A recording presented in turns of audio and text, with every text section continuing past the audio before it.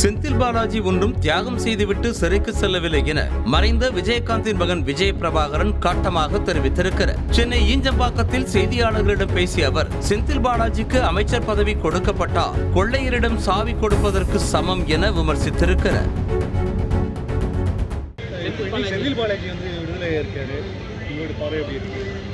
இது என்ன பாரு, தியாகம் செஞ்ச ஜெயிலுக்கு போன, ஊழல் செஞ்சு ஜெயிலுக்கு போனார். நூற்றுக்கணக்கான பெயில்கள் தாண்டி இன்றைக்கி தான் ஒரு விடுதலை கிடச்சிருக்கு. இது சொல்கிறதுக்கு ஒன்றும் இல்லை. தப்பு செஞ்சவங்க தண்ணி குடிச்சு தான் ஆகணும். அந்த மாதிரி உப்பு தெரிஞ்சா தண்ணி குடிச்சு தான் ஆகணும். அந்த மாதிரி தப்பு செஞ்சுருக்காரு, ஜெயில் தண்டனை போட்டு அனுபவிச்சிருக்காங்க. அது இவ்வளோ நாள் தள்ளி இன்றைக்கி பெயிலில் வந்திருக்காங்க. இதுக்கு நான் என்ன சொல்கிறது, இனி அது அரசாங்கத்தை இன்றைக்கி அவங்க அமைச்சர் பதவி கொடுக்கக்கூடாது. மீண்டும் கொடுத்தாங்கன்னா திமுக கொள்ளையர் கையில் திரும்பி சாவியை கொடுக்குற மாதிரி தான். அமைச்சர் பதவி கொடுத்தாங்கன்னா அப்போ அவங்களுக்குள்ளே ஏதோ ஒரு டீலிங் இருக்குன்னு தான் அர்த்தம். அதை கொடுக்காம தவிர்க்கணும். இதுதான் நாங்கள் சொல்லுவோம். அப்பாஸ் அலி என்பவர் கட்சிக்காரங்களோட இல்ல திருமண விழாக்கு இன்றைக்கி மாவட்ட இளைஞரணி செயலர் ரியாஸ் அவரோட கல்யாணத்துக்கு இன்றைக்கி நான் ஈஞ்சம்பாக்கத்துக்கு வந்திருக்கேன். வர வழியில் 3 இடத்துல கொடியேற்றினோம், நலத்திட்ட உதவிகளை செஞ்சுருக்கோம். அதே மாதிரி இந்த நிக்காவுக்கு கலந்துக்கணும். அவர் நீண்ட நாளாக நம்ம கட்சியில் மெம்பராக இருக்கார். அதனால் குடும்ப விழா மாதிரி ஜாதி மதம் அப்பாற்பட்டு இன்றைக்கி தேசிய மறுப்பு திராவிடம் சார்பாக இன்றைக்கி நான் கலந்துருக்கேன்.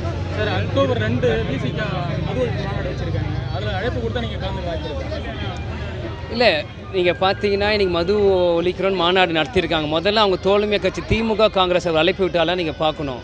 முதல்ல கூட்டணி கட்சி கூப்பிட்டுருக்காங்களா, அவங்க மாநாடு எதுக்கு பண்ணுறாங்கன்ட்டு. இன்றைக்கி பார்த்தீங்கன்னா தேசிய முற்போக்கு திராவிட கழகம் நாங்கள் வேறு கூட்டணியில் இருக்கோம். அதனால் நாங்கள் போக வேண்டியது கட்டாயத்தில் அங்கே ஒன்றும் இல்லை. முதல்ல திமுக காங்கிரஸ் அவங்க நினச்சாங்களே, முதல்ல அவங்க பங்கேற்க நீங்கள் போய் பிசிகாவை கேளுங்க. இன்றைக்கி அவங்க ஒரு மது ஒழிப்பு மாநாடு வைக்கிறாங்கன்னா அது அவங்க கட்சி, அவங்க அரசியல், அவங்க ஒன்று பண்ணிகிட்ருக்காங்க.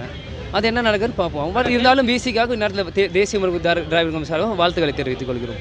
தேமுதிக ஆரம்பிச்சு கேப்டன் எதிர்கட்சி தலைவர் லெவலுக்கு வந்தார். இப்போ விஜய் கட்சி ஆரம்பிச்சிருக்காரு. அது போல ஒரு தாக்கத்தை தமிழகத்தில் ஏற்படுத்துவார். அது விஜய் செயல்பாட்டில் தான் அது இருக்குது. என் கருத்தில் அது ஒன்றும் இல்லைங்க. செய்திகளை உடனுக்குடனும் துல்லியமாகவும் தெரிந்து கொள்ள சப்ஸ்கிரைப் பண்ணுங்க.